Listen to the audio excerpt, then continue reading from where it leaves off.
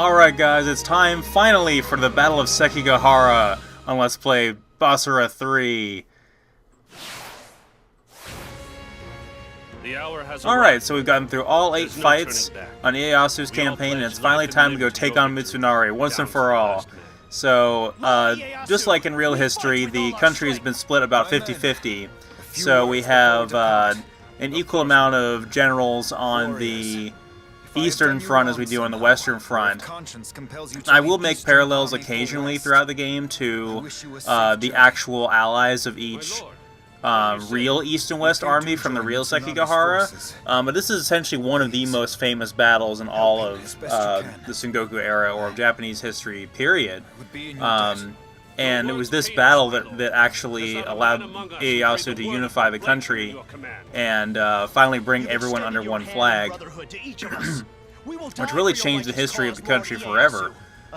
You know, up until then, they would have been at civil war with each other for a very long time. To have soldiers, friends such as you. I am the most fortunate man in all the world. Thank you.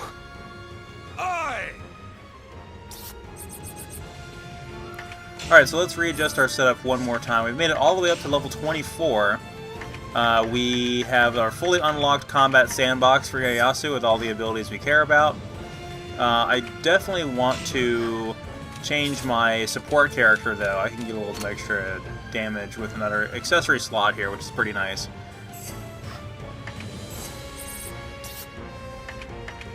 Yeah, before I forget, so we now have Masamune as an ally we can actually have in battle.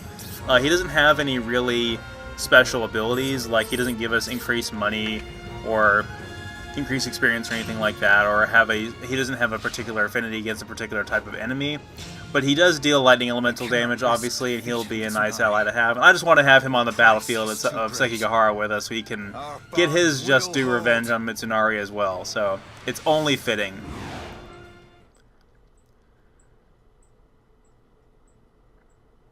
I don't think Yukimura will make an appearance here, though.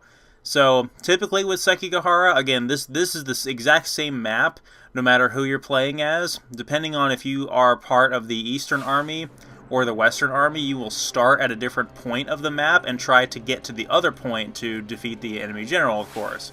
But, depending on the actions that took place throughout the war will determine on who is going to be allied with which side. So as you can see here, we have one little camp we start out with here at the top of this hill, and Mitsunari is on the other hill, and the entire valley through here is just full of enemy generals. So we're going to have to take out quite a few notable storyline characters. So, this looks a lot different than, okay, so likely we have this Arquebus Corps here, which is pretty cool. But the particular generals that we get for this battle on either side are dependent on how our campaign went. So certain characters may appear on one side during one, and then appear on another side during another, depending on your playthrough and depending on your choices. However, I really like how this one turned out, because instead of fighting people like Shimatsu or even Yukimura, we're fighting, you know, big storyline characters like Hideaki and the Venerable Tenkei. I wonder who that could be. I guess we'll find out pretty soon. And then, obviously, if we were Mitsunari, we would be fighting Masamune, we'd be fighting, what's her name, Norihime, we'd be fighting Hana Tadakatsu, we'd be fighting, can't remember his name. The guy we just fought like 2 videos ago. Mustache guy. Oh, I'll think of it. Anyway, so our first objective, I'm going to head up here to this hill and take over this command post. And it's going to allow me to disable these cannons that are firing into the valley. So that's going to significantly improve matters for us. So I want to be careful about this, though. And when we get to the center there, that particular sector of the map that connects to the larger sector with the green barrier there, we'll fight Hideaki, and he shouldn't be too much of a challenge. So he's kind of an ambiguous character, but I think in the long run he ends up joining. He usually always ends up joining Mitsunari no matter what, out of fear. So all right, so we managed to get the Arquebus Corps up here to the top of the hill, and they started shooting down at Hideaki down there, and so now that command post down there belongs to us, and we're just gonna have to fight one boss. I think he retreated. Yeah, I guess he retreated. Bye, Hideaki. That's pretty cool. I didn't think that would happen. I guess I did things differently on my previous run. Alright, time to fight a boss battle against the venerable Tenkei. I wonder who he could be. You want to find out who I am and what I'm looking for.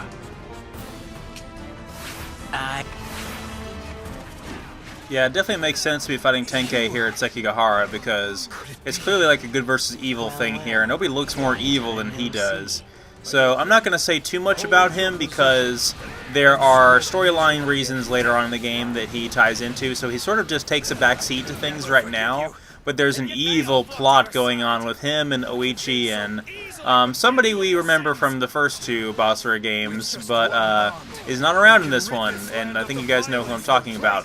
So I'm not going to comment on that right now. We'll see it later in the game, probably. We will fight Oichi at the beginning of Mitsunari's campaign, so we'll talk about that in the next video.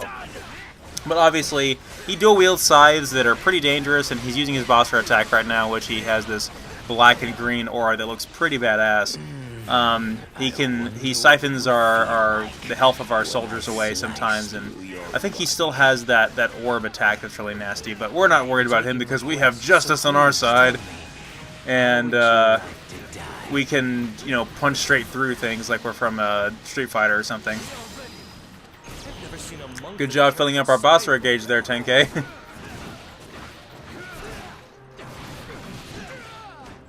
The air juggled like it's Tekken. Coins, are you? I don't need to rely on luck. Just wait for him to stand back up and then use that ground pound. And then again, I mentioned before, if you hold down R2, and now we have his Ieyasu's last attack, which is that it's kind of a super art is what they call it, where you just hold down R2 and then you get to use the last attack in his little combat sandbox there. So it's pretty good. Farewell. I think it's called the Tokugawa Wrath or something like that, and it's where he just shoots that beam of energy up into the sky like he's Super Saiyan. How many references can I make in one video? Okay, so I had the objectives backwards before when I mentioned that we were going to disable the cannon when we brought those soldiers up to that checkpoint. We're actually doing that now. So now where there's the cannon up there where the yellow X is, so we're going to have to go up there and disable that. It's actually firing... instead of just regular cannonballs that explode, it's firing canisters that are dispersing this incense, which will slow us down and siphon our health, I believe. So we gotta go get rid of those. They're not especially dangerous. We can get rid of them pretty easily, but we definitely don't want them hanging around because they do make things a little more challenging for us. So we're gonna go up there and clear those out really quick.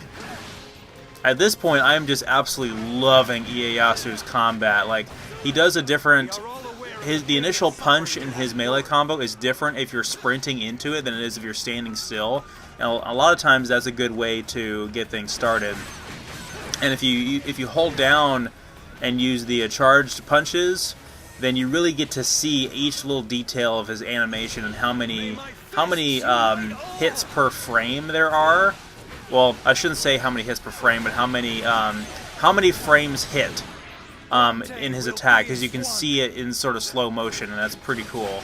So obviously this camp commander right here has a little icon above his head to indicate that he's in control of the cannon, essentially. So if we defeat him, then obviously the cannon will be deactivated.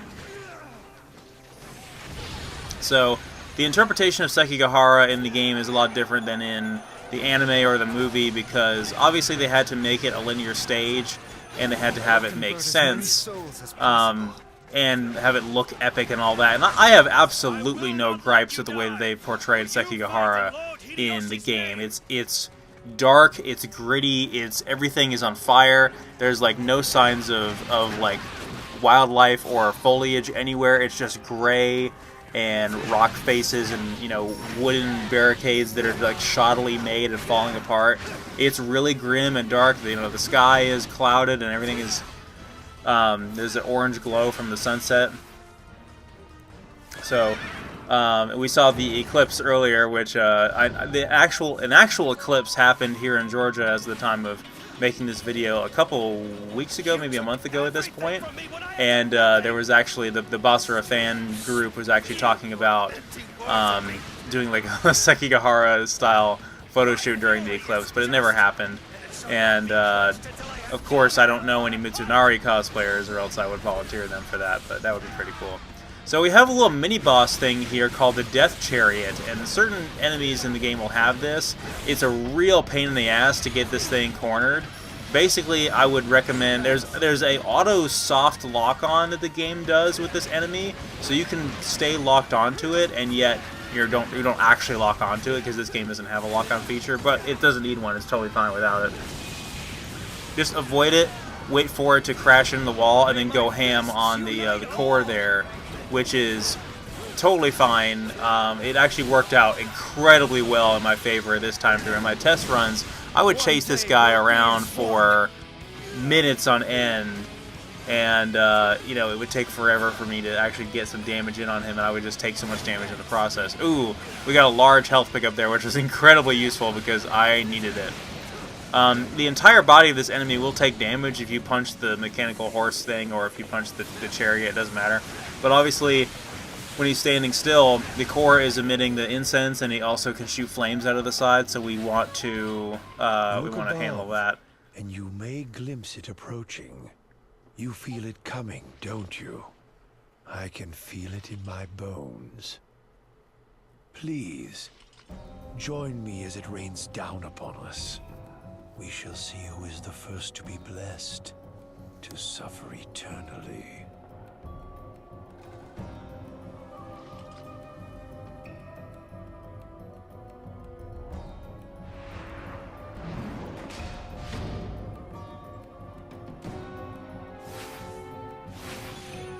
Alright, time for a boss battle against Yoshitsugu. So this is the first time we've really seen Yoshitsugu in the context of the game, but he has been, he served under Hideyoshi. He wasn't especially relevant in the, it didn't exist in the previous games, but you know, according to history, he served, and the game story, he did serve under Hideyoshi, and became a close friend and ally to Mitsunari after Hideyoshi's death. Look at me with my dodging skills there, dodging those projectile orbs. Yoshitsugu is a lot of fun to fight. He, for some reason, is floating around on his throne, shooting spheres at us, which is really bizarre. His visual design within the context of Basara is a interpretation of the fact that in real history, he had leprosy. So he was always seen as ill, and that can be depicted here by the bandages that are covering him all over. So he always seems to be ill and you know, on death's door essentially, but he's quite powerful, and he's sort of the he's that snake-like character that's always whispering in the villain's ear, trying to get them to do things. So he comes across as objectively bad, but when you break it down, Mitsunari really cares about him and has a lot of you know, heartfelt things to say about him. They are very close friends, and he honestly just wants Mitsunari to succeed. He's not pure evil. I mean, I don't particularly like him as a character, but he's grown on me a lot more in recent years. In the context of, he seems a little bit more evil in Basara, I'm sorry, in the Basara the Last Party, the movie, than he does in the game. The game, he's pretty tolerable. So, go back to actual history. So Yoshitsugu was a great ally to Mitsunari, and when the Battle of Sekigahara came, I think he was trying to defend against Hideyaki's forces, if I'm not mistaken, and he has one of the most famous and well I want to say celebrated, but I guess one of the most famous and romanticized stories in that era. And his death is very prolific and well known because he gave specific orders to one of his retainers to hide his head from the enemy so they wouldn't know that he had fallen.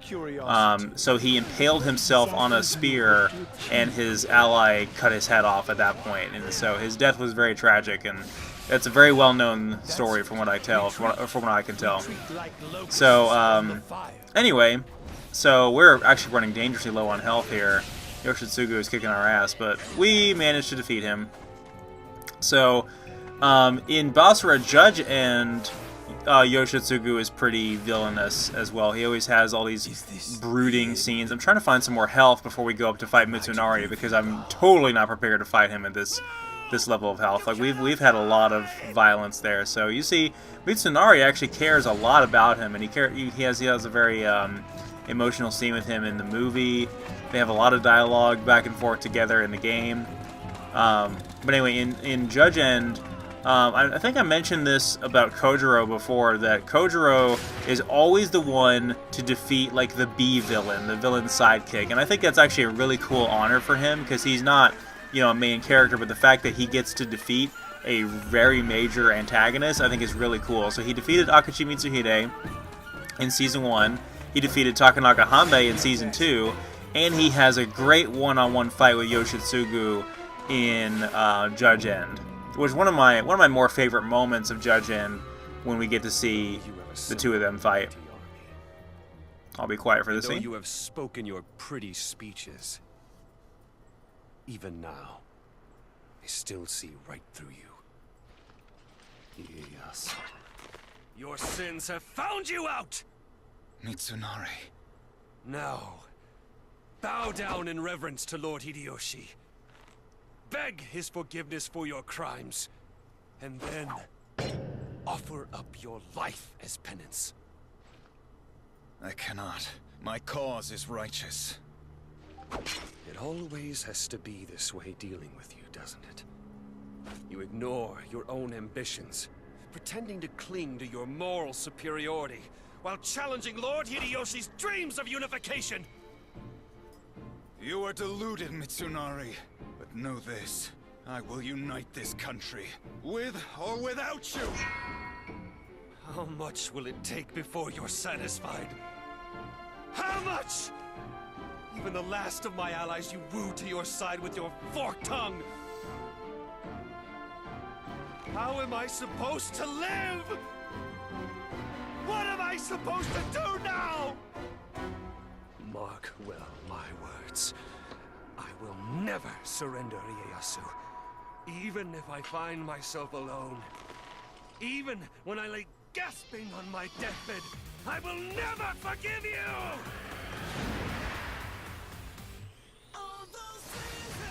Alright, time for the final battle against Ishida Mitsunari. So, he is quite tough, and he actually has taken back some of his encampments, so we're at a little bit of a disadvantage there. He's got 3 stars right now, but we're going into this with such little health. The thing about him also is that he is incredibly fast. One of the fastest sword-using characters in Basara. That's his big claim to fame. So, whereas us with Ieyasu, we hit hard, but we are we're much slower by comparison. So it's going to be an interesting dynamic with these two. They're pretty evenly matched in most of the fiction. In Basara: The Last Party, you can tell that Ieyasu is stronger, and that Mitsunari really doesn't have much of a chance. I mean, although their rivalry is not as played off as much in The Last Party as it is between Mitsunari and Masamune, because the roles have been reversed depending on who... Oh, hell. We had enough health there, but then he had to use his Basara attack against us. That's fine. 2 can play at that game.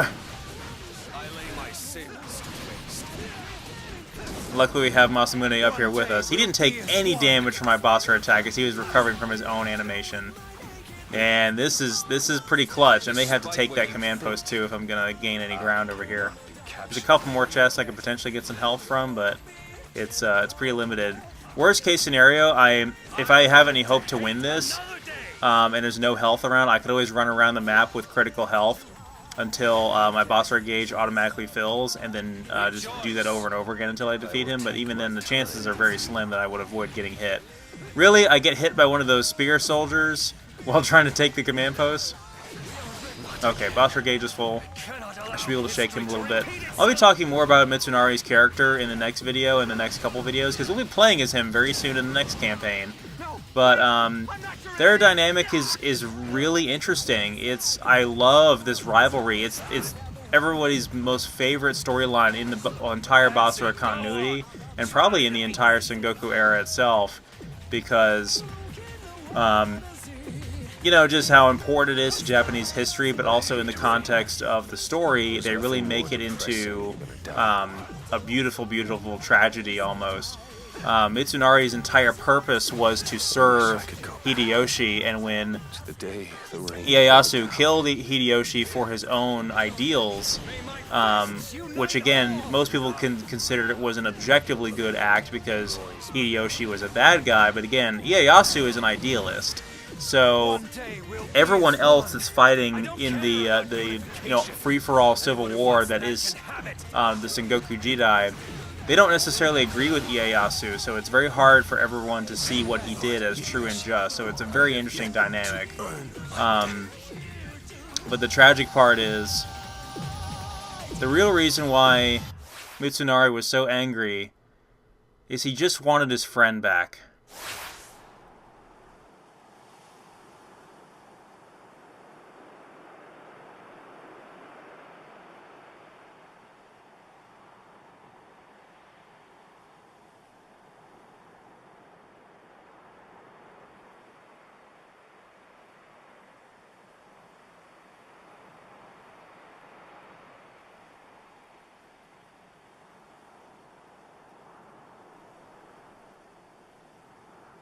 Lord Ieyasu. Brave warriors, grant me but one moment. But my lord. I'm all right. As you wish.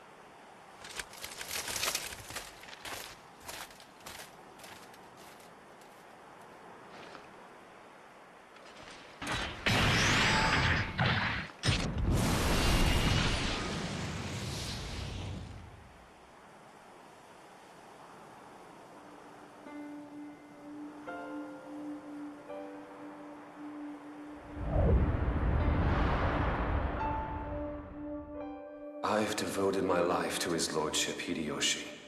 As a member of the Toyotomi, you should too. How can you say such a thing?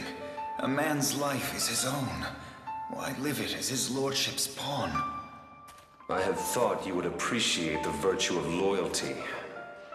I was wrong. There's nothing left to say.